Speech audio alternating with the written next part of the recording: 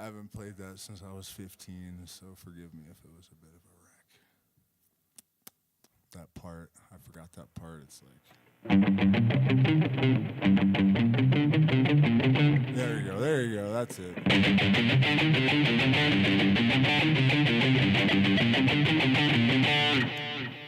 Sorry, Tony, sorry. All right, guys, so let me turn off my vocal crap and get this mic up. I did that a lot better in rehearsal, but I haven't played Sabbath since I was like 15 or something. And when I heard Ozzy died, I thought, man, I've got to try at least. Turn this off. Turn that off. This one too. All right, are we good? We should be good.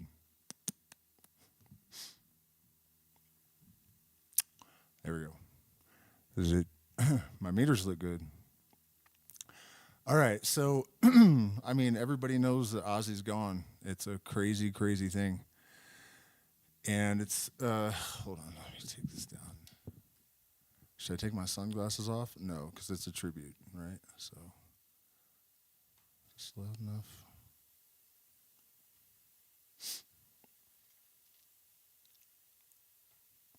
Check, check. All right, we should be good. Let's see. What's up? Yeah, so when I was a kid, I remember hearing, oh, I turned off my guitar. I shouldn't have done that. Well, let me turn it back on.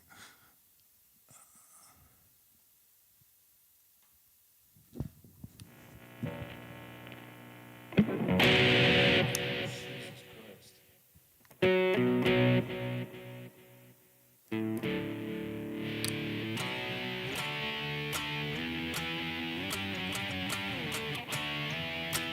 But particularly that part that's like.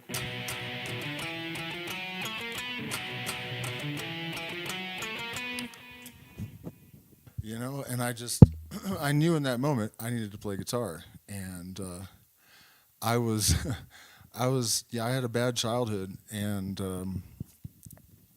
it was a certainty that I would have been completely lost without music to keep me focused, you know, and it actually did keep me from going overboard with drugs for the most part. I mean, I still did a little bit, but it would have been way worse because I always had this thing that I cared so much about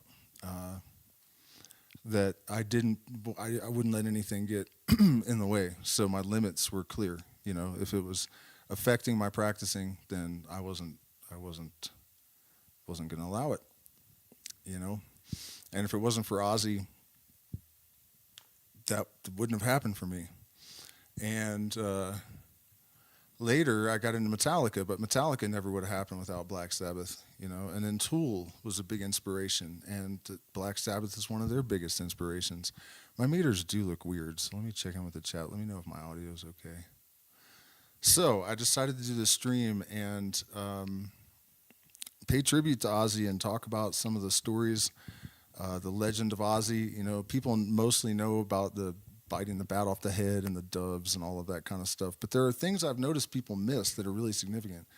I think there's a spiritual aspect to who Ozzy Osbourne was, you know. There are people that are sort of like prima mobiles, and their spirit sort of animates the air around them. Jerry Garcia was one of those people. Bob Marley, I think, was one of those people. Bob Dylan was one of those people. And Ozzy Osbourne was one of those people. It's true that he didn't write his music for the most part. He probably didn't write anything ever.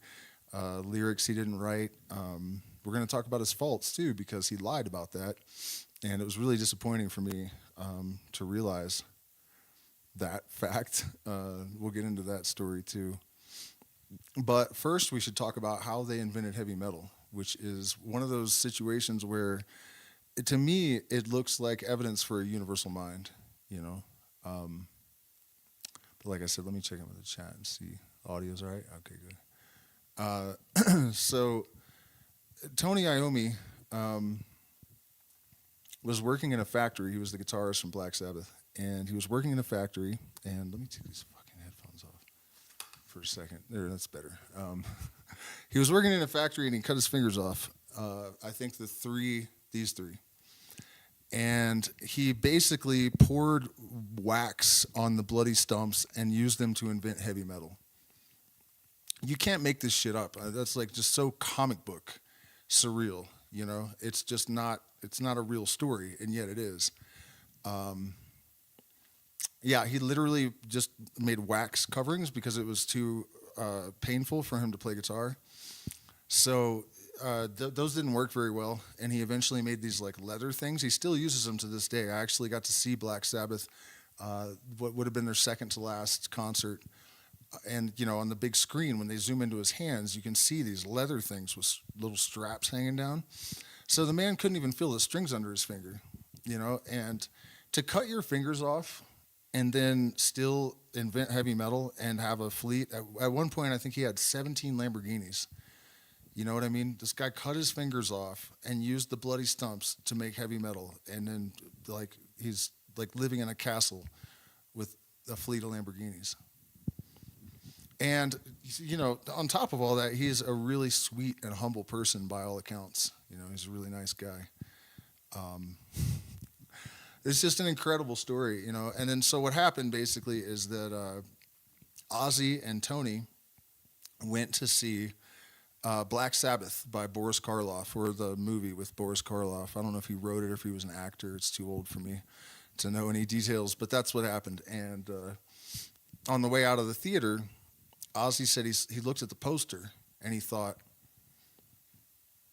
Tony, people pay good penny to get the shit scared out of a mate or whatever, you know. And Tony was like, you're right. So he went home.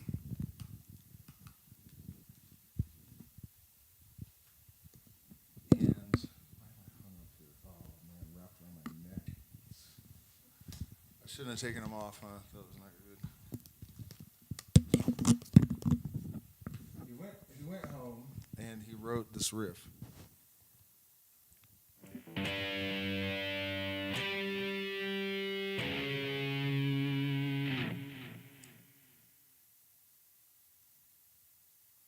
And that was the song Black Sabbath. And that interval, this one,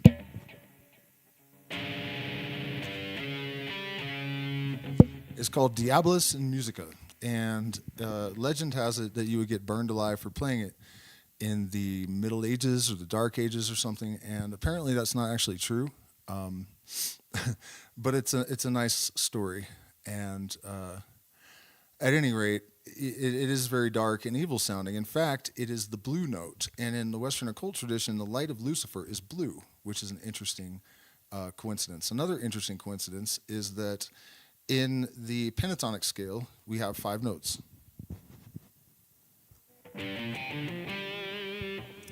Right? Well, actually, 5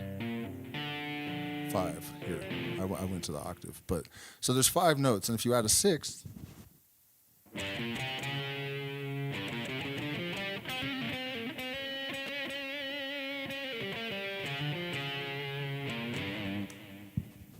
it's that blue note, the devil's note. And not only is 6 a number that we tend to associate with the devil, but so is 13. And if you raise the 6 up an octave, you get a 13, which, by the way, Ozzy was 67 when he died. So that means, or 76 is 13. You know, 76 is 13. Sabbath's last album was 13. Any rate, getting off track here. So, we have this numerological connection, which we can probably trace back to Pythagoras, but that's a tale for another time. What other weird shit do we have going on with this tritone? Blues. Blues music has that blue note. And when old school white folks heard that blue note, they called it the devil's music, which is really weird if you think about it. They recognized that blue note as somehow the signature of the devil. And as blues progressed, it became rock and roll, which was more overtly satanic than blues, which was generally made by Southern Christian black men. They were mostly turned out by the church. So as rock and roll progressed, it became like, deicide and shit like that, like really, really satanic.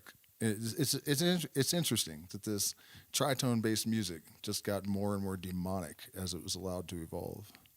Kind of makes you wonder. So at any rate, Sabbath made a ton of incredibly good music. Sabbath, Bloody Sabbath. Here, let's see.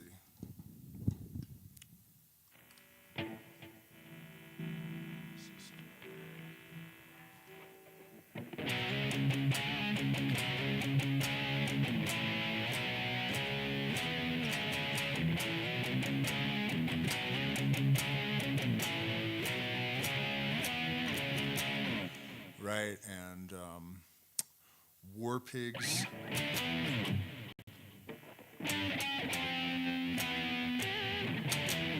Generals gathered in their masses, just like witches at black masses. Evil minds that plot destruction. I mean, you guys all know that. Everyone knows it. NIB, Nativity in Black. It's an amazing song.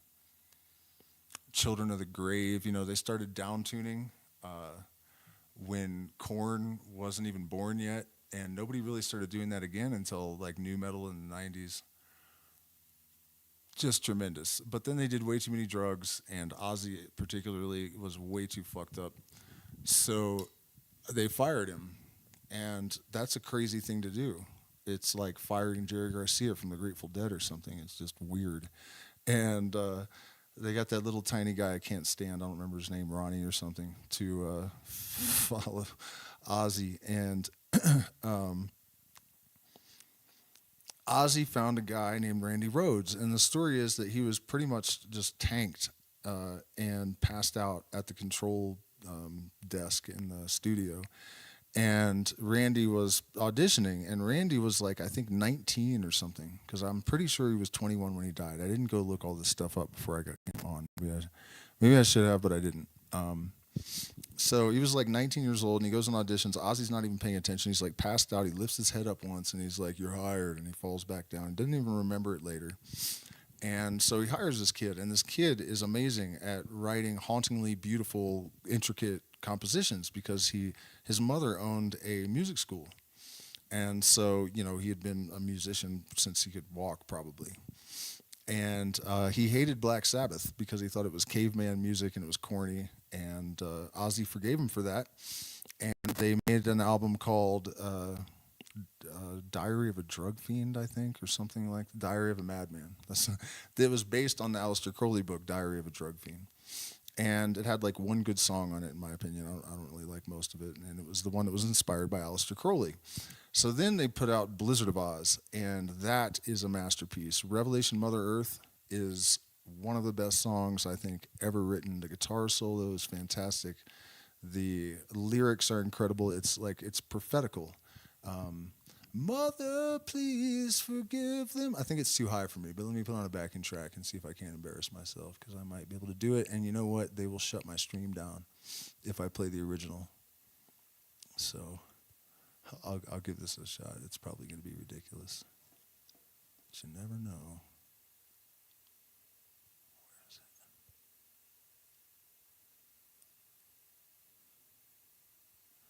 Had to wear my Ozzy glasses so I can't see anything.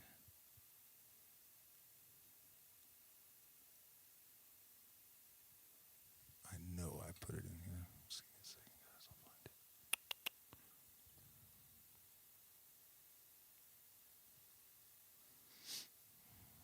If you don't know it, you should, for sure.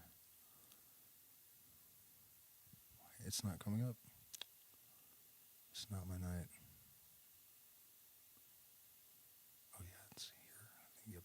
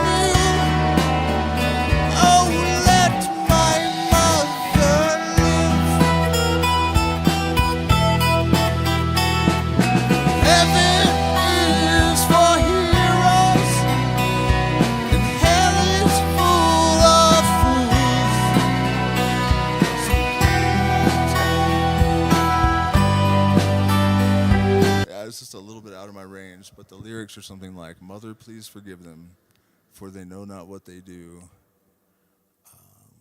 They're breaking God's own rules, and heaven is for heroes, and hell is full of fools. Stupidity, no will to live. They're breaking God's own rules. Please let my mother live." And then I had a vision. I saw the world burn, and the seas had turned red. The final curtain in the land of the dead. Children of the future watching empires fall. Mother, please tell the children before it's too late.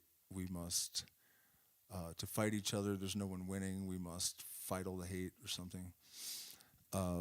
Yeah, so just absolutely gorgeous arrangement, wonderful lyrics. Ozzy didn't write any of it, but still awesome.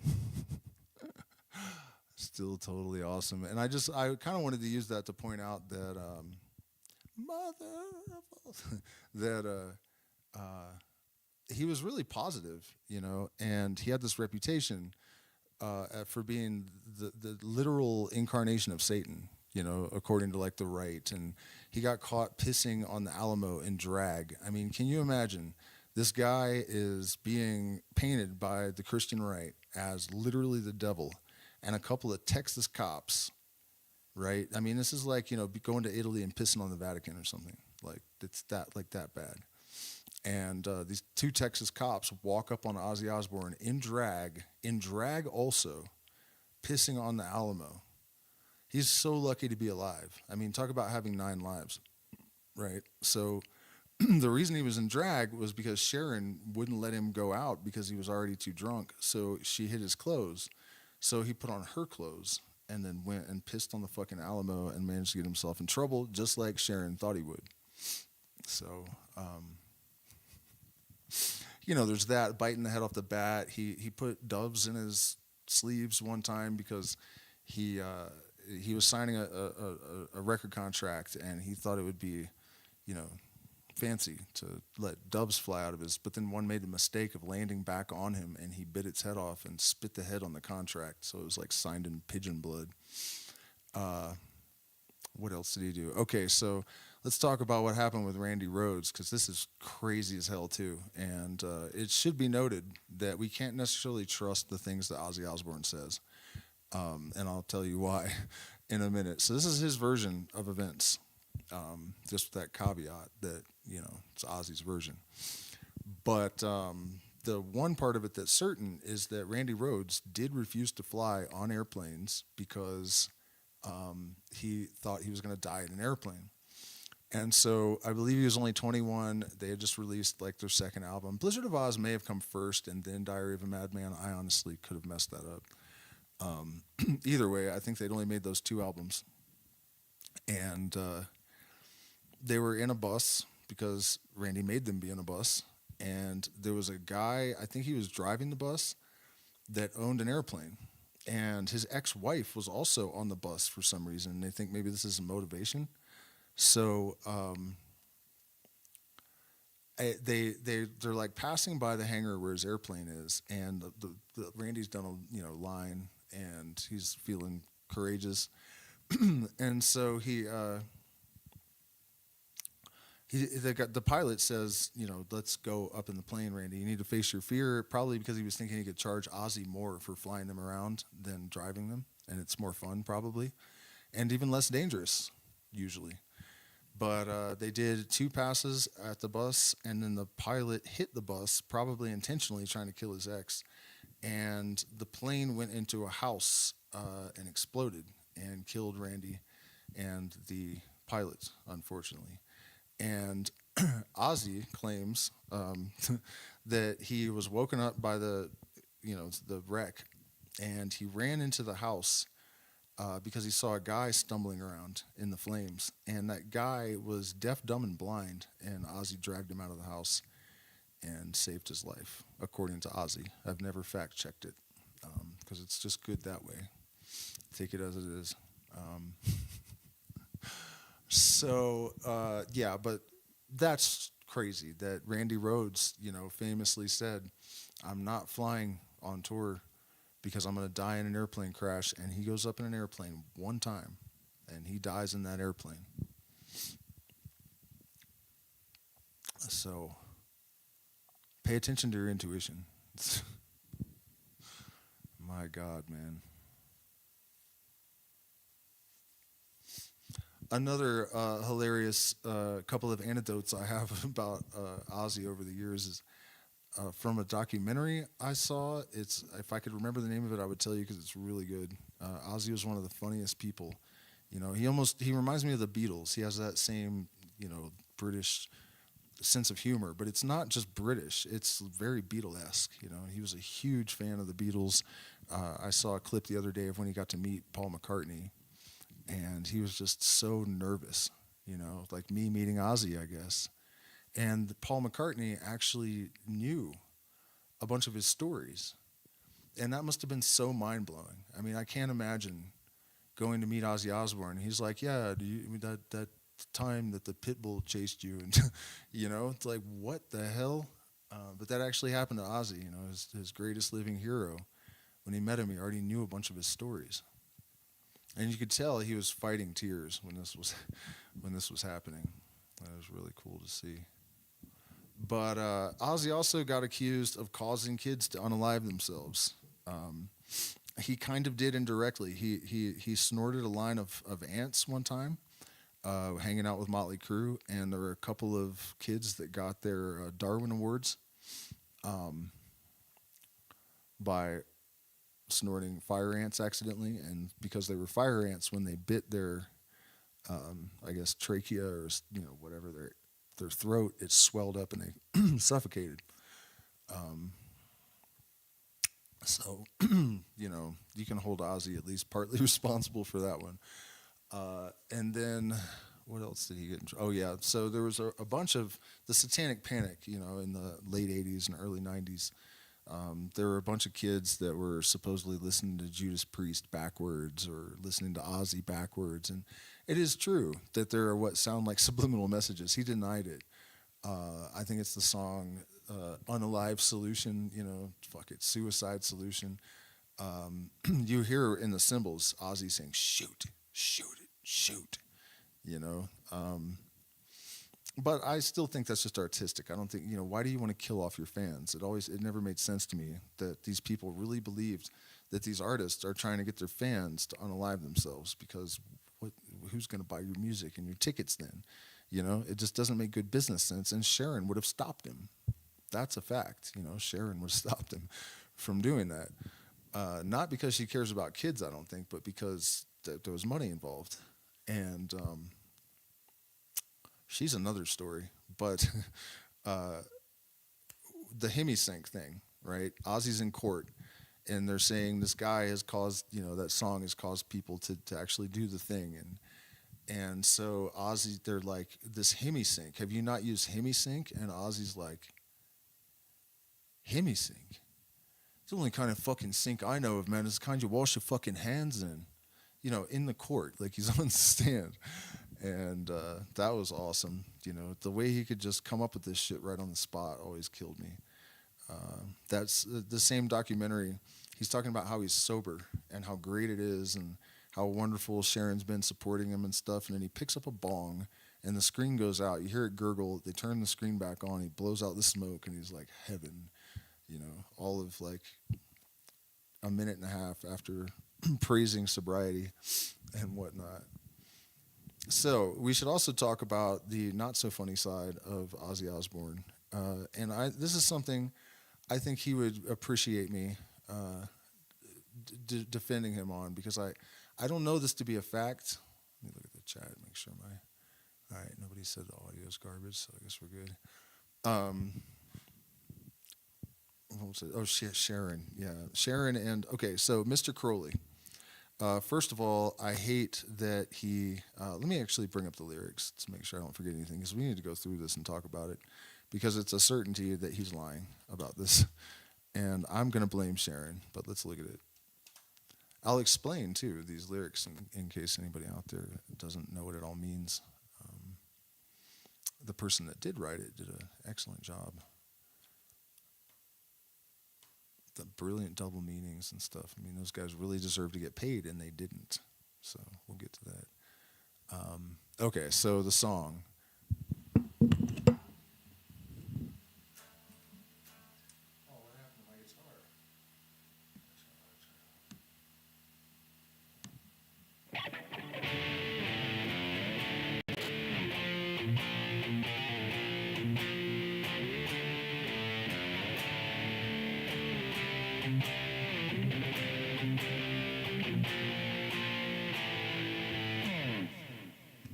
Something like that. Pretty well known. So, first of all, it's Crowley, not Crowley. And the fact that a British person is mispronouncing the name always irritated the shit out of me. Just for the record. And also, you'd think Ozzy would know that. So, the deal is basically Aleister Crowley, for anyone that doesn't know, is I would say a consciousness expert, but some people would call him an occultist or worse. He had a pretty dark reputation, and whether that's deserved or not isn't clear, which is part of the game that he was playing. And he made accurate predictions, prophetical writings, right, that skeptics do not write off. It's the book of the law. The introduction is the only thing that professional skeptics have routinely said things like interesting but not conclusive instead of this is stupid, like they do with Nostradamus and Edgar Casey, right? Very specific things with timelines that are happening right now. So, he's very well known for this. Sting said he studied his stuff 5 hours a day for a while. Bowie wrote songs about him and also studied him a lot. I'm wearing Crowley's uniform and getting closer to the golden dawn or whatever. And he would actually use some of his rituals before he went on stage to get into character, the Assumption of God forms and whatnot. So, the Beatles put him in the top left corner of Sgt. Pepper's, and Jimmy Page bought his house. Hall & Oates even were big. It's like all of the major rock musicians pretty much have some kind of connection, and in most cases it's a pretty deep one. So, he was really well. In fact, Ozzy's other album with Rhoads had Diary of a Madman, which is a play on Diary of a Drug Fiend, which was one of Crowley's books. So, Ozzy had a drummer and a bass player, I think, named Bob Daisley and something else. And if anybody knows, put it in the chat, but I can't remember. And they were writing the lyrics and a lot of the music, along with Randy Rhoads. And this is one of the songs they wrote. And they sued Ozzy 18 times trying to get their royalties. 18 times, and they lost every time. Because you can't win when you take on somebody with that much money and you don't have any money. And I think that what happened, actually, is that Ozzy was out of his head, completely high all the time. He didn't know what the fuck was going on around him. And Sharon probably was behind that, fighting these guys to not get the money they rightly deserved. And I kind of wrote Ozzy off, honestly, for a long time over that situation. It really bent me. And the way that I caught him, for sure, is that he said, I didn't even know who Aleister Crowley was. I just saw his name written on a amp case or something, and I knew people were talking about him, so I just wrote the lyrics. The fuck you did, dude, and I'll show you why. Mr. Crowley, what went on in your head? Oh, Mr. Crowley, did you talk to the dead? Your lifestyle to me seems so tragic in the thrill of it all. You fooled all the people with magic, and then you waited on Satan's call. Mr. Charming, did you think you were pure? He used to poop on his guest's carpet because he thought it was holy, supposedly, because he was so pure. He also said that the reason he wrote a book like White Stains, which, I have no trouble with dark humor at all. I don't care how, I'm a Guar fan, huge Guar fan, grew up with Brocky, like huge Guar fan, totally into it. I can handle most of it. But White Stains is so bad that even I was like, man, I'm going to throw up.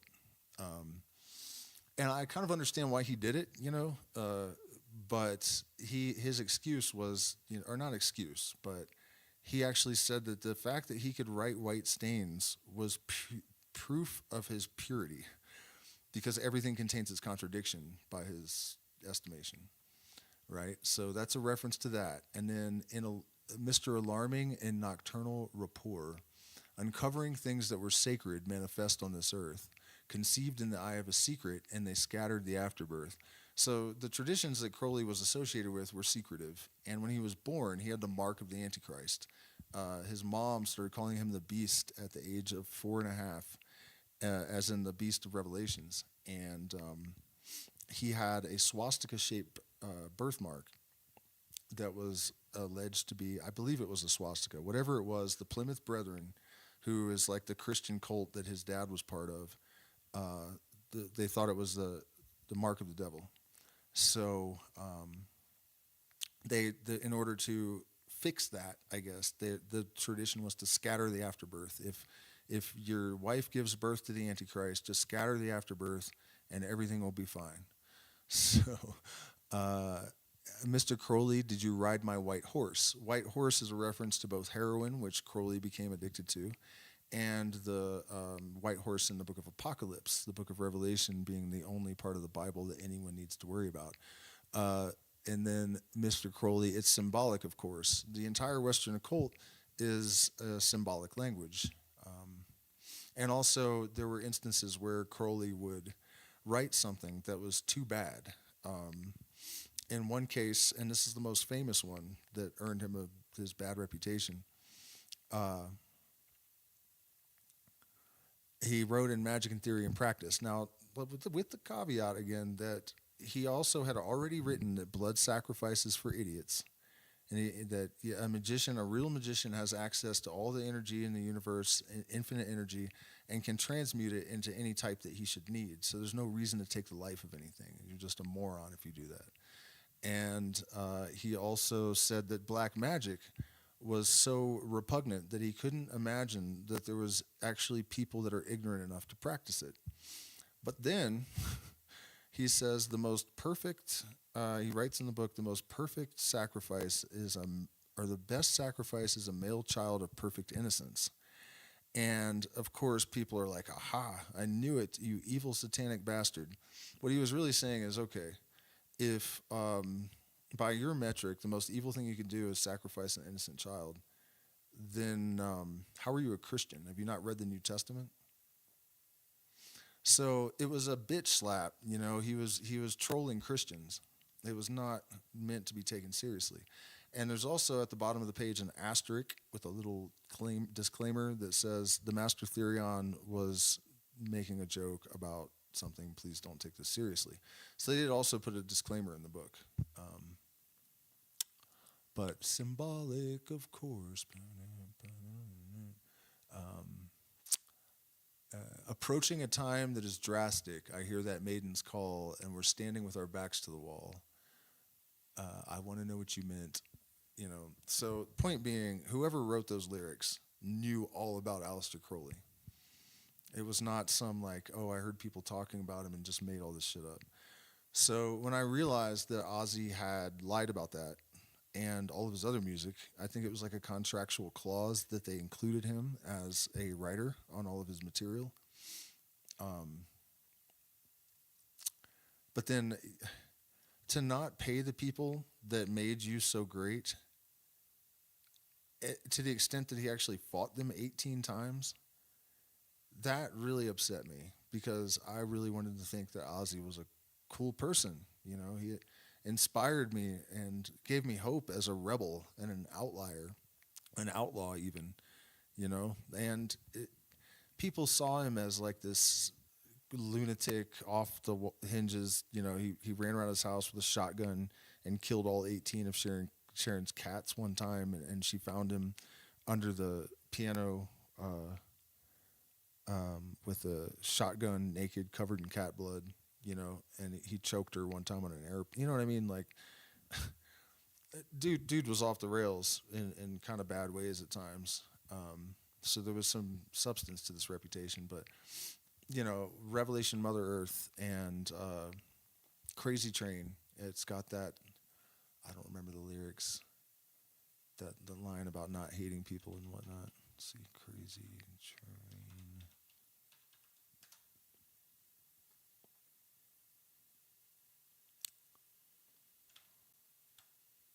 Lyrics.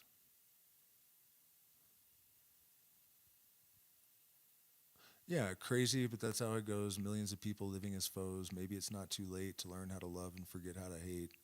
Mental wounds not healing. Life's a bitter shame. Going off the rails on a crazy train. Calling preachers fools and, one person conditioned to rule and control. The media sells it and you live the role. Again, he might not have written any of this stuff, but it was coming out of his mouth. And it was the only person that, as a teenager, practically the only person I saw that seemed to be saying anything that mattered, that meant anything, that reflected my own thoughts, you know. And I really wanted to be part of a positive revolution and make a contribution and elevate consciousness. I've been thinking about this since I was a child, really, you know. And I saw him as an ally. And then when I found out that he was screwing people over, that I actually wrote all this amazing music for him, it really bent me. But over the years, I realized that, you know, he was high as hell probably, and Sharon was probably harping on him or even just doing it without his knowledge. You know, when you're a legend like that, you're not really dealing with a lot of bullshit, I don't think. You know, you have handlers and advisors and Sharon and everything, and you just don't even want to know, you know. Yeah, he might have even been like, yo, Sharon, is Bob and homeboy getting paid, you know? And she's like, of course, honey, okay. You know, I mean, I wouldn't be one bit surprised.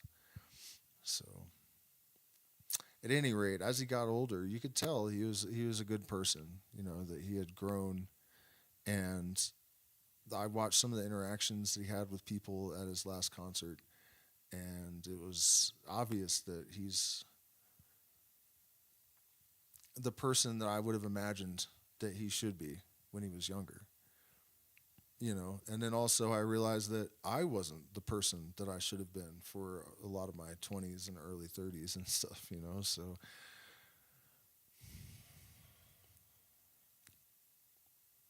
I got over it, I guess, is what I'm kind of rambling on about. And I hope everyone else does too, because Ozzy was truly a national treasure. And the story of how I actually saw him, the only time I saw him, is kind of nice too. I heard that Black Sabbath was doing their final tour, and I just happened to be in town, but I wasn't driving my own vehicle or anything. I was with friends, and they were completely irresponsible hippies, and they had a big van, you know. And I was like, all right, well, just drop me off at the stadium.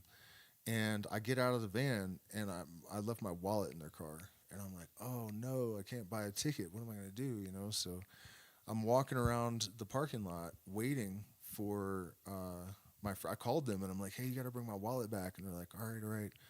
And so they didn't come and they didn't come and they didn't come. And I'm walking around and no one has tickets for sale. Nobody's selling a ticket to what is supposed to be the second to last Black Sabbath show, you know? So I'm walking around, and this guy is like, hey, are you looking for a ticket? And I was like, yeah. And he's like, okay, well, I got one. I'll sell it to you for face value. And I was like, well, I left my wallet in my friend's van. They're supposed to be coming back. If they do, I will bring you the money. I will buy the ticket. Please don't sell it to anyone. And I walked around a few more times, and he saw me right as he was going in. And he's like, hey, are your friends here yet? And I was like, no. And he said, you can have the ticket. So I got a free ticket, the only one I could find in the entire parking lot, to go in and see Sabbath.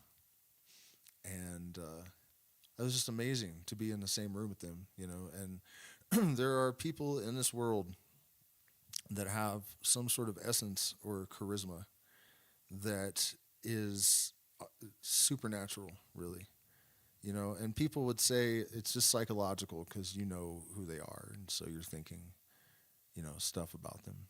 But I really think it's more than that, you know. And the other guys in Black Sabbath are great and everything. I mean, Tony Iommi's story of cutting off his fingers and then using the bloody stumps to invent heavy metal is fucking unbelievably badass, right? But when Ozzy walked out on that stage, it's like there was some sort of supernatural etheric light that just filled the room, you know, and you just can't take your eyes off of him. Really, and especially in my case, I should have those kind of feelings towards the guitar player, you know, not the singer. I've never really thought of myself as a singer or aspired to be a singer. So, you know, it's usually guitar players that I'm going to identify with. And in his case, it was just incredible just being in the same room with him, you know. The singer from the Flaming Lips is like that also. I've seen him hypnotize almost an entire crowd just by standing there. I mean, before the show started, he came out and there's like this pile of bubbles of mercury, and he's standing on it, and the microphone's up there.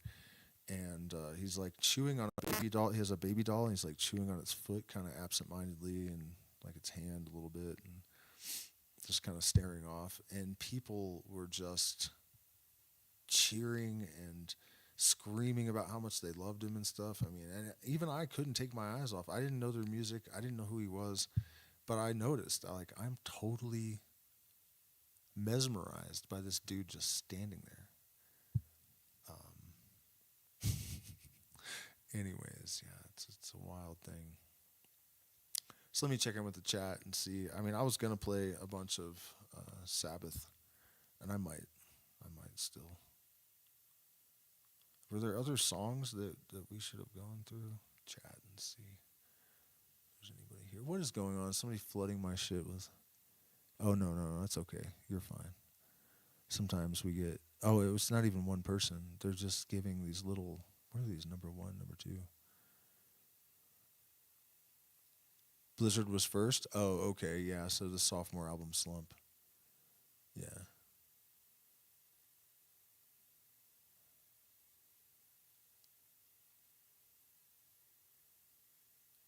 Mama, I'm Coming Home is a good song. You know, Lemmy wrote that for him.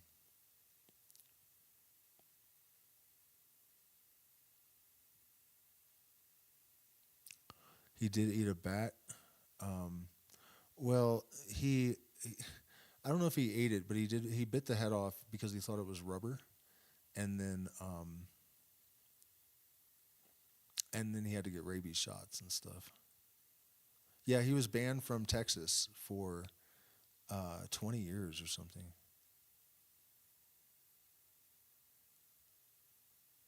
Anyone that pisses on a Masonic lodge has my respect. Well, that's too bad. I'm a former Mason and still an initiate of that lineage of the mysteries. So, I mean, I don't really care if you piss on a lodge, but it just tells me that you're completely ignorant about what Freemasonry really is. But that's okay. That's kind of common.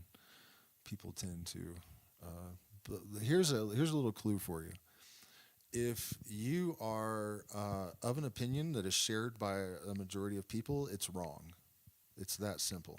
If like the overwhelming majority of the pop culture narrative is that something is bad, it's good. It's that simple, you know. So I hope that helps.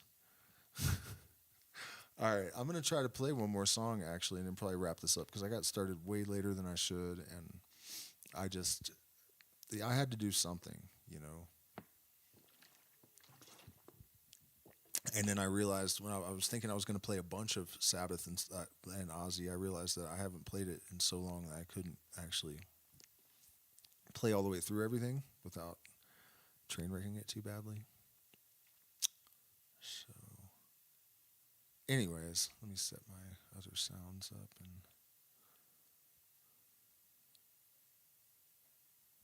By the way, we appreciate support. I didn't mention earlier, for those of you that are like regular followers and are concerned about my well-being, I've talked about some.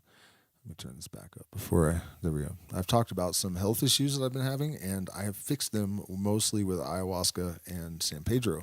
I think San Pedro mostly, but basically one of my feet stopped, like my ankle. I couldn't like lift my toe up, and it was kind of hard, like swollen tendons or I don't know what.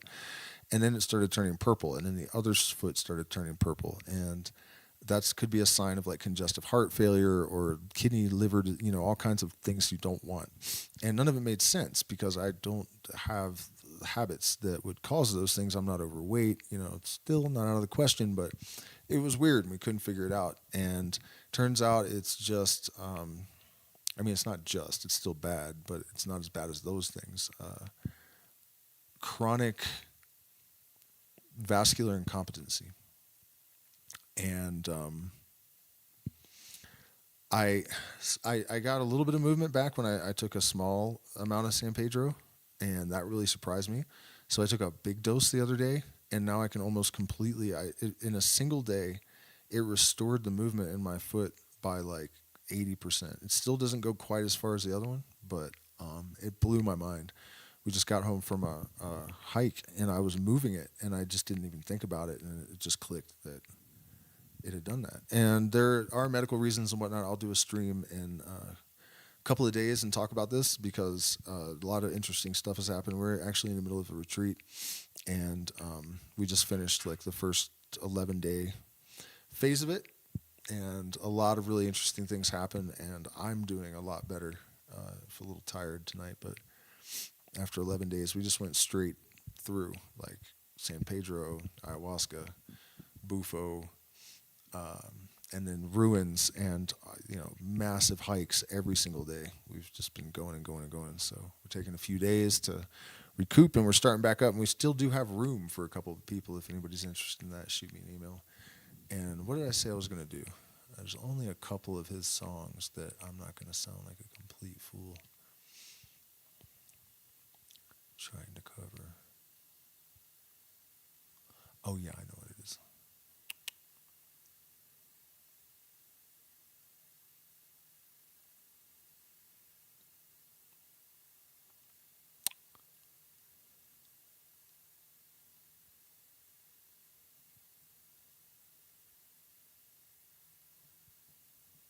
There's no search in this thing, so that's stupid.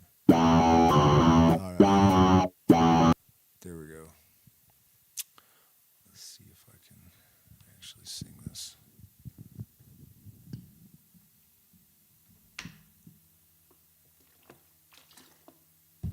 By the way, if you're not following me on Substack, it's uncensored there. So I'm putting a lot more energy into it. And I just published one post that is about the acacia rue theory I've had a long time, that's what was in the Kaikion of the Elizinian Mysteries, as opposed to a weak ergot brew. Hoffman's theory actually makes no sense. He was just enamored with ergot, and it just didn't think it through because he was biased. It was almost definitely rue and acacia, and they just found Harmala alkaloids in a jug in a ritual temple in Egypt, and the DMT wouldn't be detectable because it's not as stable. So big score for this theory there. And also I just found a painting I've never seen from ancient Egypt that depicted Thoth, who is the progenitor of the Hermetic lineage, really, initiating a pharaoh with Isis in front of an acacia nicolita tree, which contains DMT. So, and the symbolism of, anyways, go to my Substack and read that if you're interested in that kind of thing, because I really think that it's probably correct. And there's other stuff there that's awesome. So check it out. Let's see how this.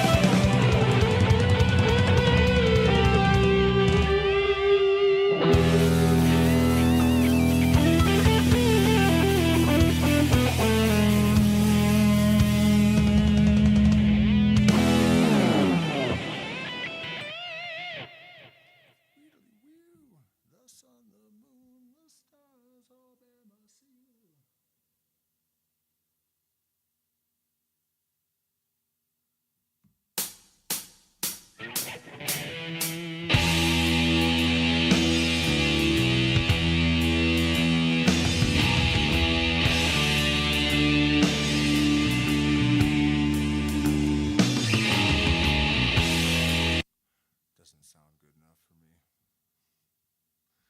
Maybe I can find another one. The issue is with that there's lag if I use a YouTube backing track usually, but maybe it won't be.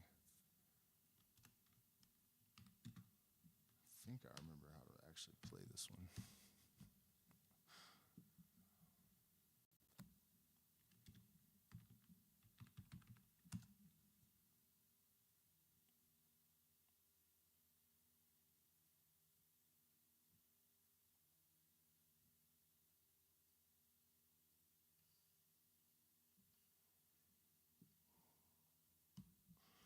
Try.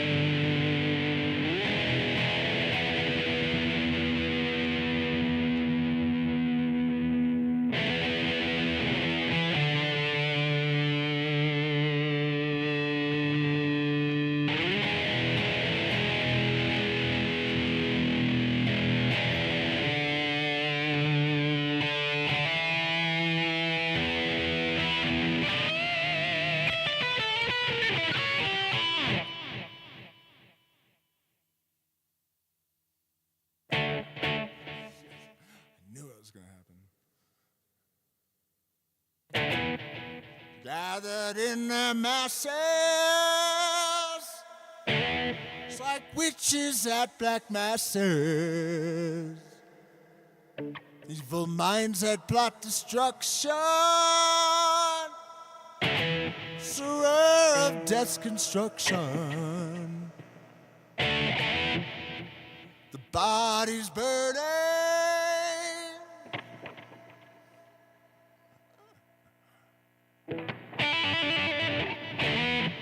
hatred to mankind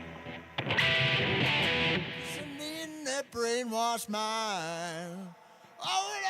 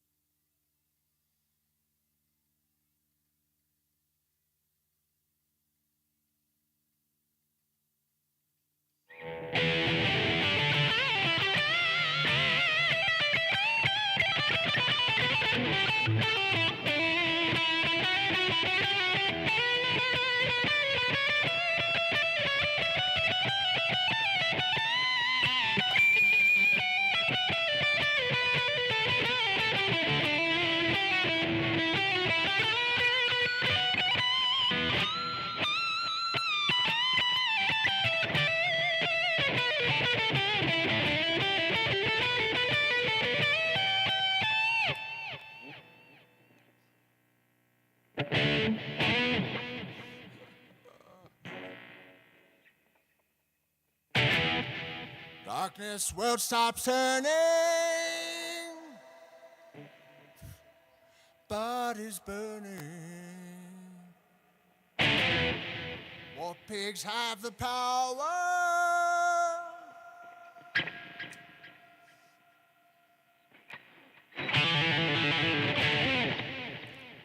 God is calling. War pigs crawling.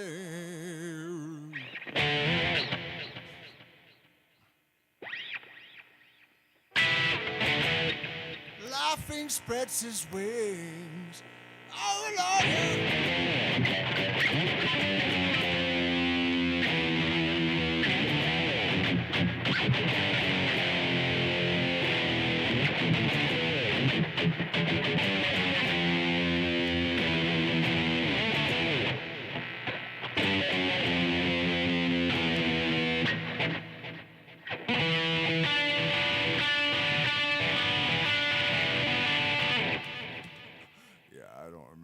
Like I said, I haven't played a Black Sabbath song since I was 15 years old. Almost made me feel like a kid again. How's that go, actually? That's kind of cool.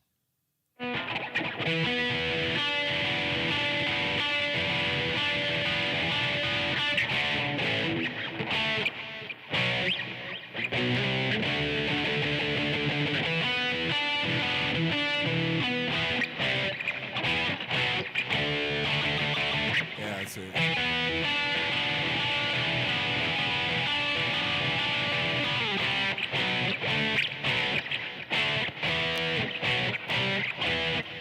Something like that. I don't know, man. I don't remember. Bums me out. It bums me out that I've forgotten all this stuff.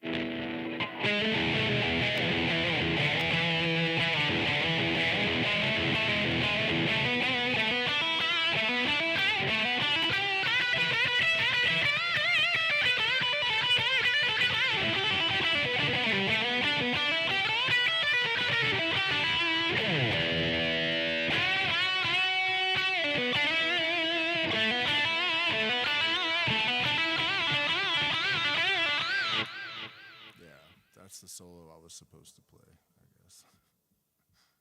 Oops. Where's the part? Oh yeah, here's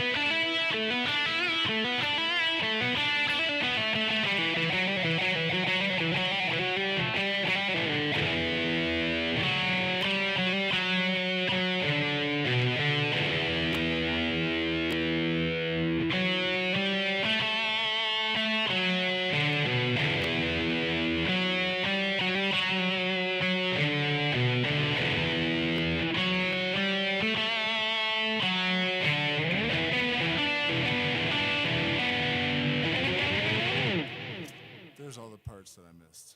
All right, now I feel a little better about it. Anyways, R.I.P. Ozzy Osbourne. It's not really sad, you know. I mean, I would like him to be here, but he had an incredible life. So, I mean, you know, he has Parkinson's, and he was miserable. And Sharon was tired of cleaning up dog shit, so Ozzy went home. We're gonna miss him.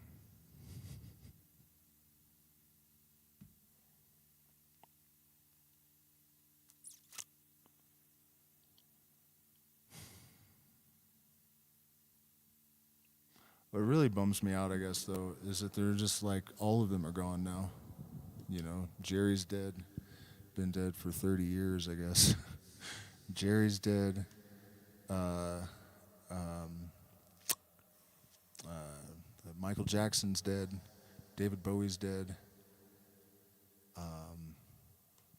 Prince is dead. You know, like, they're all gone. And that sucks. A lot. So thank you guys all for spending this weird time with me.